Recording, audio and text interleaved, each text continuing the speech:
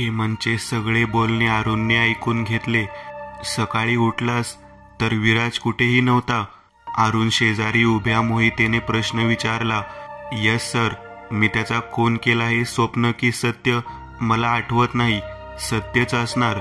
आणि तो सैतान बनला हेही सत्यच आहे, कारण मला गावातल्या लोकांनी खुनाच्या घटना सांगितल्या. त्यानुसार हे सगळे माझ्या काकांनी सांगितलेल्या गोष्टीनुसारच घडते. एक वेळ तुझी गोष्ट सत्य मानू की ती कथा खरी आहे, पण काय तुझ्या काकांनी तुला त्या गावाचे नाव सांगितले होते जिथून त्यांना ते चित्र मिळाले होते? नाही, त्यांनी फक्त गोष्ट सांगितली होती. असे असेल तर सर, तो पुढच्या 5 दिवसांनी पुन्हा परत येईल, कारण काका म्हणाले होते की एकदा पोट भरल्यावर त्याला 5 दिवसांनी भूक लागते आणि तो रात्री परत येतो म्हणून. अरुणने दीर्घ श्वास घेतला. अजूनही त्याचे मन या चित्रातून मुक्त झालेल्या भूतांच्या गोष्टींवर विश्वास ठेवायला तयार नव्हते. Please sir, save me. वीराचे वडील फार भयानक आहेत. त्यांना असेच वाटेल की यात माझा हात आहे. काळजी करू नकोस. तुझ्या सुरक्षेची जबाबदारी मी घेतो. 2 कॉन्स्टेबल तुझ्या सुरक्षेसाठी तैनात करतो. पण तू मान्य केले आहेस की तू वीराचा खून केलास. त्यामुळे आम्हाला तुझ्या घराची तुम्ही सांगाल ते करायला तयार आहे सर. हेमंत त्याचे वाक्य पूर्ण व्हायच्या आत म्हणाला. पोलिसांनी आणि फॉरेन्सिक एक्सपर्ट प्रमेयने हेमंतच्या घरात शोध घेतला. ल्युमिनोल टेस्ट करण्यात आली. ल्युमिनोल टेस्ट निगेटिव्ह आलीये. याचा अर्थ घरात कुठेही खुनाचे ट्रेसेस मिळाले नाहीये. बाहेर उभ्या असलेल्या हेमंत, अरुण, जाधव आणि मोहितेजवळ येत तो म्हणाला. खांदे उंचावत तो पुढे म्हणाला, याने परफेक्ट योजना बनवलीये. आपल्याला मूर्ख बनवतोय हा. खून दुसरीकडे केला असणार. योगायोगाने या घटना घडल्या. मग याने खोटी कथा रचून या 2 घटना जोडल्या म्हणजे पोलिसांना संभ्रमात टाकता येईल. काय सर, म्हणजे तुम्हाला संभ्रमात टाकण्यासाठी मी हे मान्य करेन की मी खून केलाय म्हणून? हेमंत जरा चिडून म्हणाला. ओ, प्रमेय खजील झाला. काय रहस्यमयी परिणाम झालाय माझ्यावर काय माहीत, पण ते मृतदेह पाहिले ना आणि शवविच्छेदन केले तेव्हापासून माझी विचार प्रक्रिया जणू मंदावली आहे. तो डोके खाजवत म्हणाला. माझ्या काकांनी गोष्ट सांगितली. त्यात ते म्हणाले होते की तो सैतान त्याने शिकार केलेल्या माणसामध्ये असा अदृश्य प्रभाव सोडतो की ज्यामुळे इतरांवर त्याचा परिणाम होतो. मी कदाचित यावर विश्वास ठेवला नसता, पण माझी मनस्थिती द्विधा आहे. कधी वाटते याच्यावर विश्वास ठेवावा तर कधी वाटते ठेवू नये. आपल्याकडे याच्यावर विश्वास ठेवण्याशिवाय दुसरा पर्यायच काय आहे? आणि त्यात नुकसानही काही नाही. उलट तू वेळीच आमच्याकडे आलास हे बरे झाले. आपण सावध राहू. गाव आसपासच्या परिसरात पहारा वाढवू. लोकांना रात्री बाहेर पडायला सक्त मनाई करू. मोहिते म्हणाला. सर, यात माझाही स्वार्थ आहेच ना? खाली मान घालत हेमंत म्हणाला. डोंट वरी. विराजच्या वडिलांची आम्ही भेट घेतली. ते आले होते. व्हॉट? होय, पण त्यांना खोटी कथा सांगितली आम्ही की त्याची गाडी आम्हाला जंगलाच्या बाहेर सापडली आणि गाडीतून तो बेपत्ता झाला होता आणि त्याचा मृतदेह आम्हाला सापडला नाहीये. ग्रेट. म्हणजे यात माझ्यावर संशय येण्याचा प्रश्नच नाही. हेमंत सुटकेचा निश्वास टाकत म्हणाला. तुझ्या सेफ्टीसाठी आम्हाला असे करावे लागले. तसेही या प्रकरणामुळे आमच्यावर प्रचंड दबाव आहे. राकेशच्या बापाने तमाशा केला असता तर नवीन कटकट सुरू झाली असती. अरुण पुढे म्हणाला. पण अजूनही तुला आम्ही सुरक्षा पुरवू. सर, अजून 5 दिवसांनी तो परत येईल आणि शिकार करेल. तोपर्यंत तुम्ही त्याला मारण्याचा उपाय शोधा. ते आम्ही करूच. तो आम्ही काय करावे हे सांगण्याची गरज नाही. अरुण चिडून म्हणाला. आणि काय रे, त्याला शरीर हवे होते, राईट? मग शरीर मिळाल्यावर म्हणजे इतक्या दिवसांपासून तुला त्रास देणाऱ्या सैतानी अस्तित्वाने तुला काही का केले नाही?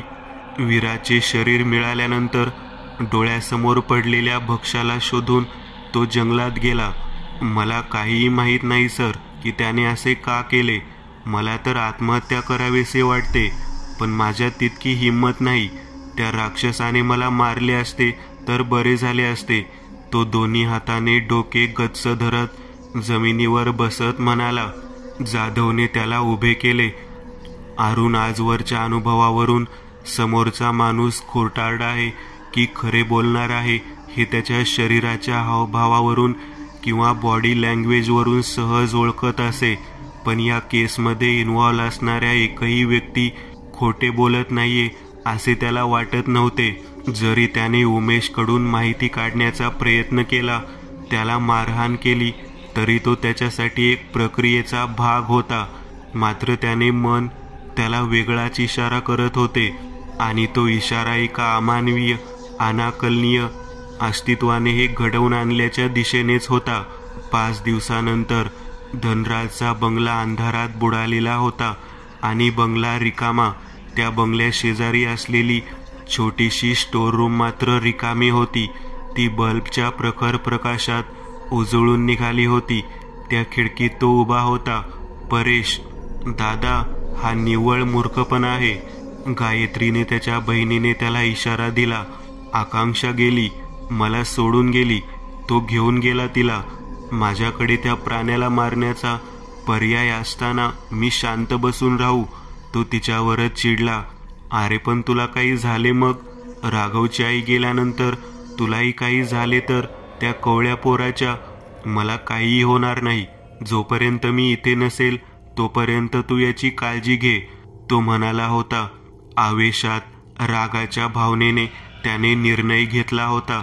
त्याचे मन म्हणत होते, तो जीव इथे नक्की येईल. आज तो दिवस आहे. ही धक्कादायक बातमी मिळाल्यानंतर तो या गावी आला होता. थोडीफार प्राथमिक माहिती गावातल्या लोकांकडून आणि बाकीची सविस्तर माहिती पोलीस स्टेशनमधून मिळवली होती. अर्थात पोलिसांकडून माहिती मिळवण्यासाठी त्याने बराच पैसाही खर्च केला होता व काही डिटेल्स इतर लोकांकडे जायला नको अशी ताकीदही मिळाली होती. खिडकीच्या बाहेर अंधार होता. बाहेरची पिके वाऱ्यावर डोलत होती. या खिडकीतून डोंगर दिसत होता. याच डोंगरावरून आलेल्या जीवाने त्याचे कुटुंब उद्ध्वस्त केले होते. त्याला भीती वाटत नव्हती. पोलिसांनी दाखवलेल्या स्केचवरून मनातल्या मनात तो जीव प्रत्यक्षात कसा दिसेल याचे चित्र त्याच्या मनात तयार झाले होते. अनेकदा तो समोर आल्यास पुढे कोणकोणत्या कृती करायच्या हेही सगळे अनेकदा कल्पून झाले होते. बराच वेळ उलटून गेला होता. तो अस्वस्थ होऊ लागला होता. बाहेर जाऊन पिकांमधून चालत जाऊन त्या जंगलाकडे जावे का हाही विचार त्याच्या मनात आला. पण या विचारातली निरर्थकता त्याच्या लक्षात आली. मग अखेर त्याला ते करावेच लागले. सोबत आणलेल्या बॅगेतून त्याने फटाके बाहेर काढले आणि ते पाहून त्याला गलबलून आले. राघवला फटाके फोडायला आवडत, पण ही भयानक घटना घडल्यापासून तो फारच गुमसुम झाला होता. पूर्वी स्वतःला खंबीर समजणारा तो त्याची स्वतःची मनस्थिती इतकी बिघडलेली असताना त्या लहान मुलाची अवस्था, त्याने ऐकलेले आवाज, तो अनुभवलेला क्षण याची त्याला कल्पना होती. अगदी छिन्नविछिन्न केली होती त्या भयान राक्षसाने त्याच्या परिवाराची अवस्था. सारे आठवून दात ओठ खात तो खोलीच्या बाहेर आला आणि फटाक्यांना आग लावली. कांठाळ्या बसवणाऱ्या आवाजाने शांत परिसर काही क्षणांसाठी व्यापला गेला. नंतर पुन्हा भीषण शांतता पसरली. तो घाईघाई त्या घरात गेला. आतून दरवाजा बंद केला आणि खिडकीजवळ गेला. किती वेळ गेला काय माहीत, पण लवकरच सरसर दुरून आवाज येत होता. ते पिकांमधून धावत येत असणार, पण त्याच्या शरीराला तर कशाचा स्पर्श होत नाही असे त्याने ऐकले होते. मग आवाज येणे कसे शक्य होते? म्हणजे त्याने ठरवले तर तो अगदी काही आवाज न करताही येऊ शकत होता. घर त्या छोट्याशा स्टोरूमच्या चारही बाजूने ते धावू लागले. घर आतापर्यंत गोळा केलेली हिंमत पत्त्याच्या बंगल्याप्रमाणे ढासळली. त्या आवाजात काहीतरी होते. ते त्याच्या मेंदूवर परिणाम करत होते. नशेच्या अंमलाप्रमाणे ते त्याच्यावर प्रभावी ठरू लागले. पण त्याने दीर्घ श्वास घेत हिम्मत गोळा केली. निर्णायक क्षण आला होता. मी इथे आहे, ये, तो ओरडला. चारही बाजूंना आवाज करत फिरणारे ते थांबले. काही क्षण काहीच आवाज आला नाही. मग अचानक त्याला दिसले. भिंतीतून पंजा बाहेर पडला, मग दुसरा पंजा, आणि मग हळूहळू ते राखाडी सरड्यासारखे दिसणारे शरीर. त्याने घाई केली. तो दरवाजाकडे गेला. दरवाजाला बाहेरून कडी घालून बाहेर असलेला खटका फिरवला. खोली विषारी वायूने भरू लागली. खोलीत त्याने सापळा रचला होता. त्याची स्वतःची रसायनांची कंपनी होती. हा सापळा रचणे त्याच्यासाठी अवघड गोष्ट नव्हती. भयान आवाजात ते ओरडू लागले. त्याच्या आवाजातून त्याला होणाऱ्या वेदनांची कल्पना बाहेर उभ्या परेशला येत होती, आणि तो आवाज त्याच्या मनात लागलेल्या बदल्याच्या आगीला शांत करत होता. काही वेळाने शांतता पसरली. बंगल्यातून अरुण, जाधव, मोहिते, गौरव, कल्पना आणि बाकी 2 हवालदार बाहेर पडले. परेशही त्यांच्या दिशेने आला. वेल डन मिस्टर परेश. त्याच्या हातात हात घेत अरुण स्मित हास्य करत म्हणाला, धन्यवाद सर, पण तुम्ही परमिशन दिली नसती तर हे केवळ अशक्य होते. तो म्हणाला, पण हे तुम्हाला सुचले तरी कसे? कल्पनाने विचारले. तो भौतिकशास्त्रीय नियम तोडत असला तरी जीवशास्त्रीय नियम पाळत होता. म्हणजे तो नक्कीच श्वासातून ऑक्सिजन घेत असणार. म्हणजे आपल्या गोळ्या कदाचित त्याच्या शरीरातून आरपार गेल्या असत्या, पण विषारी वायू जाणे शक्यच नव्हते. राईट? मग काय?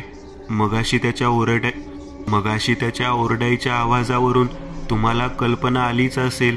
बिचारे, जुन्या काळात ज्या लोकांनी त्याला चित्रात कैद केले त्यांच्याकडे परेश सारखे हुशार व्यक्तिमत्व असते, तर आता जसा वेळीच विध्वंस टळला तसा त्यांनाही टाळता आला असता. जाधव त्याचे कौतुक करत म्हणाला, धन्यवाद सर. स्वतःचे दुःख बाजूला ठेवून दुसऱ्यांवर वाईट वेळ येऊ नये म्हणून तुम्ही किती मेहनत घेतली. परेशने कसेनुसे स्मित हास्य केले, पण अचानक जणू त्याच्या संवेदना बधीर झाल्या आणि नजरेसमोर काळोख पसरला. सगळ्यांचा थरकाप उडाला, कारण त्याच्या दोन्ही डोळ्यांमधून 2 अणुकुचीदार नख बाहेर पडले. मग एक रक्ताने माखलेला पंजा बाहेर पडला. त्याच्या डोक्यामागून इतक्या जोराने प्रहार करण्यात आला की कवटी फोडून पंजा चेहऱ्यातून बाहेर आला होता. अरुणने पिस्तूल रोखली. पंजाने त्याचा मृतदेह दूर फेकून देत त्यांना तो जीव हल्ल्याच्या पवित्र्यात उभा दिसला. त्याने झडप घालून मोहितेचा गळा पकडून त्याला जमिनीवर पाडले. दुसऱ्या पंजाने त्याच्या अंगावरचे कपडे टराटरा फाडू लागला. अरुणने गोळीबार केला, मात्र त्या सगळ्या गोळ्या मोहितेला लागल्या आणि त्याने प्राण सोडला. मग मागे वळून त्याने गोळ्या झाडणाऱ्या अरुणवर हल्ला केला. पायाची लाथ जोरात मारून त्याला जमिनीवर पाडले. नंतर हल्ला करून जबडा उघडून टोकदार दात त्याच्या गळ्यात घुसवले आणि जोरात हिसका देऊन त्याच्या गळ्याचा लचका तोडला. तडपडणाऱ्या अरुणने जीव सोडला. या दरम्यान 2 हवालदार गाडीकडे पळू लागले. जाधव, गौरव आणि कल्पना त्या बंगल्याकडे गेले. त्यांना वाटले ते दोघे हवालदारही त्यांच्या मागेच येत आहेत की काय, पण अचानक उद्भवलेल्या या प्रसंगामुळे सारेच सैरभैर झाल्याने कुणाचे कुणावरही लक्ष नव्हते.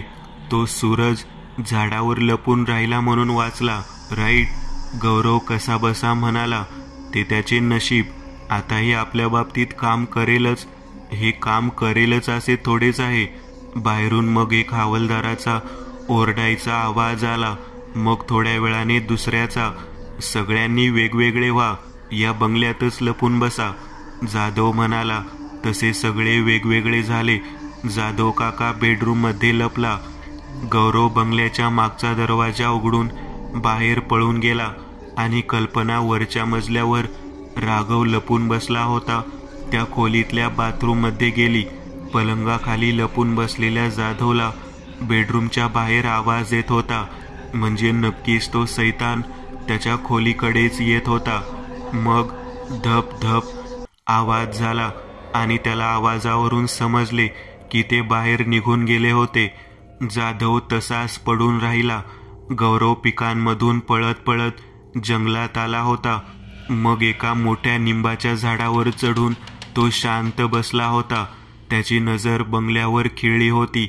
2 हवालदार तर 100% मेले होते. आता तो सैतान बंगल्यात जाऊन जाधव आणि कल्पनाला मारेल आणि सूरजप्रमाणे कदाचित मी वाचेन असा विचार त्याच्या मनात आला होता. पण तसे झाले नाही, कारण त्याला मक्याची झाडे वेगाने दूर करत धावत येणारा तो जीव दिसला आणि त्याचा थरकाप उडाला. त्याला जास्त काहीही करता आले नाही. पाहता पाहता ते वेगाने झाडाच्या खोडापाशी येऊन पोहोचले. मग उंच उड्या मारत एक फांदी चढून त्याच्याकडे आले. खसकन पंजा पोटात शिरला. पोटाचे मांस फाडून त्याबरोबर त्याने आतडे बाहेर काढले. गौरव शक्य तितक्या जोरात ओरडला. मग त्याचा गळा पकडून त्याने त्याच्या सकट झाडावरून खाली उडी मारली.